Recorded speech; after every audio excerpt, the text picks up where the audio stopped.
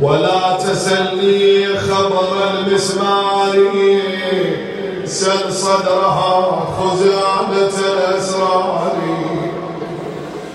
ومن نبوع الدم من ثدييها يعرف عظم ما جرى عليها، ومن سواد متنها اسود الفضاء يا ساعد الله الإمام المرتضى.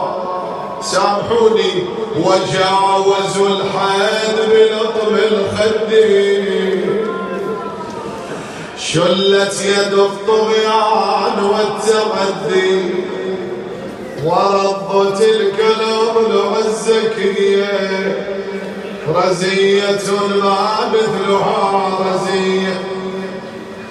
باب من جذوع وثقيلة وزين، لو هوت للقاع ترجلها رجين، طبقت على ام الحسن طبق الجفين. اليوم وفاة الزهراء واحنا بجوار امير المؤمنين، حاشي قلبك قل له يا قلب ذوب وحنية دمعي، على الصاحة يفض انكسر ضلعي. ضلعي برد الباب كسره، او جنين يموي اسقطه، او حيدر على الكرار قادو، مشتوف للمسجد خذوه.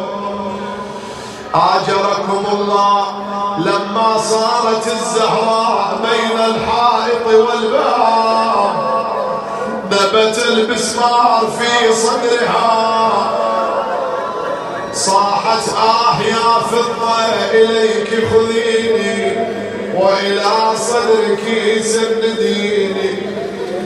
تقول فضة أقبلت احترمت الزهراء فاطمة، والله ما وصلت صحن الدار حتى أسقطت جنينها الذي سماه رسول الله المحزن.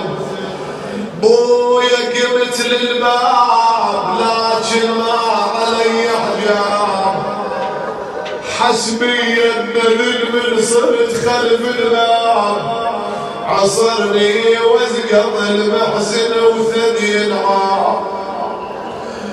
ثم وقعت الزهراء مغمى عليها، أفاقت رأت ابنتها زينب تبكي، قالت بني زينب أين أبوك علي؟